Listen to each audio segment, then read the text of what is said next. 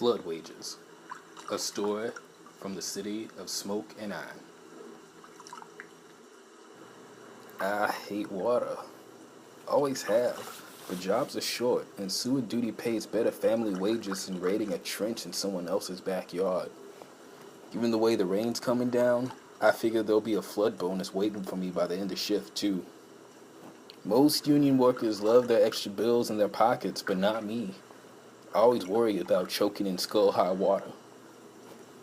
Tunnels by the wharf and airship docks are already filling by the time I get there. So I splash right into the filth and start unclogging storm drains with the hooked pole I carry on the job.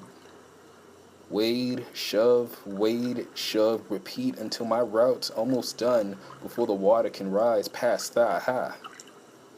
I'm already thinking of my girls in my bed on the way out of the tunnels.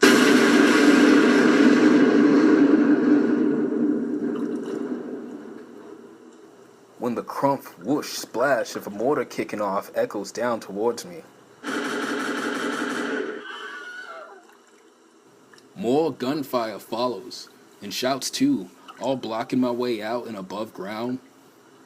Worry starts to make my skin crawl beneath soaked overalls, but it's not fear that keeps me from running. First rule on this job is never run. Triggermen use these tunnels all the time, and they can't buy silence if you splash it off before they find you. Stuff like that makes them real nervous, and nervous triggermen get itchy trigger fingers real fast. So I lean my pole against the wall and hope they find me before the rising water reaches my waist. They don't, and I'm rib deep in flooding tunnel by the time I see a man with a stubby pump action round the corner ahead of me.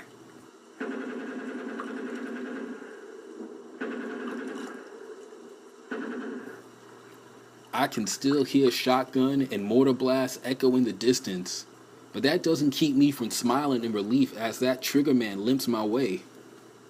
He's less than cheery though. The hazel-colored skin over one of his eyes is bloody and swollen down to a squint. The other eye is bloodshot and so wide with panic that I wonder if he'll ever blink again. He doesn't wave me over or dig out a payout from his pockets. He just keeps limping closer with that gun fixed on my chest as if expecting me to grow horns and eat 'em. Shit.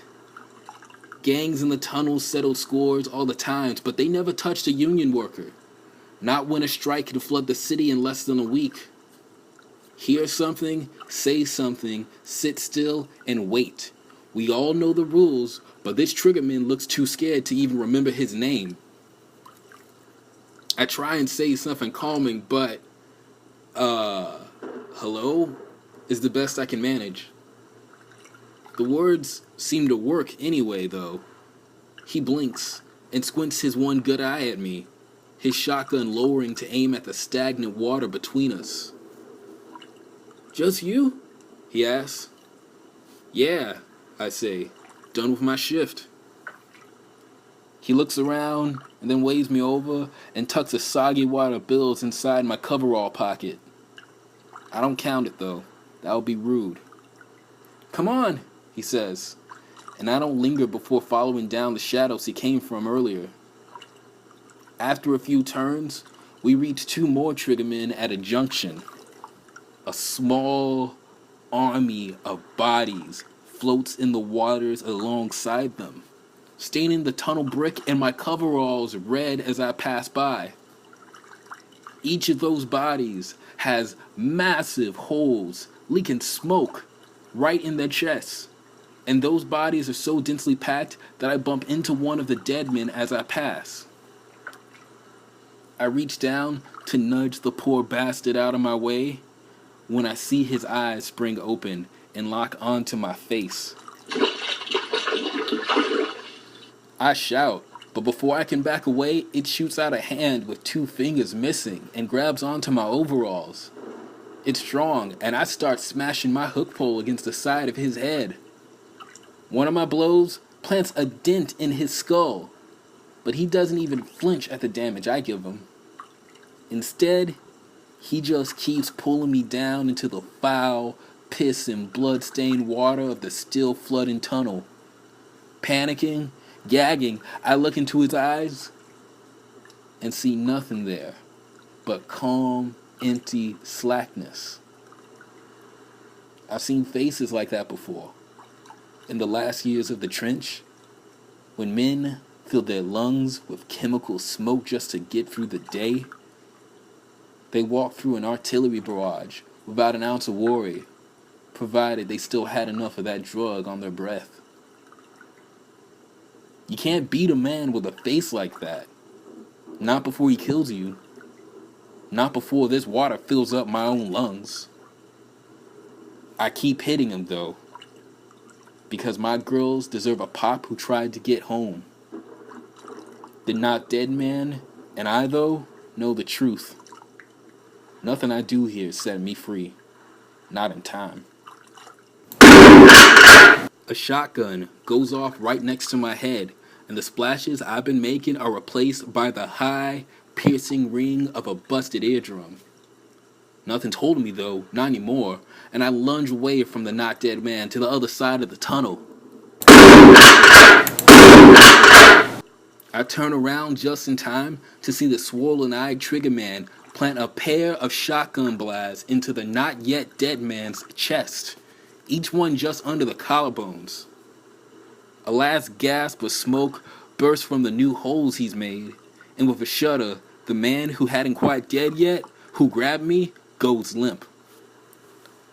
The swollen-eyed trigger man looks away from the body and then limps over to me, his hands shoving deep into his pocket again.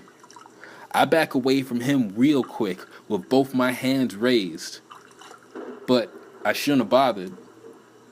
His hand comes back out of his pocket with a new waterlogged stack of bills, one that he plants right into my open palm.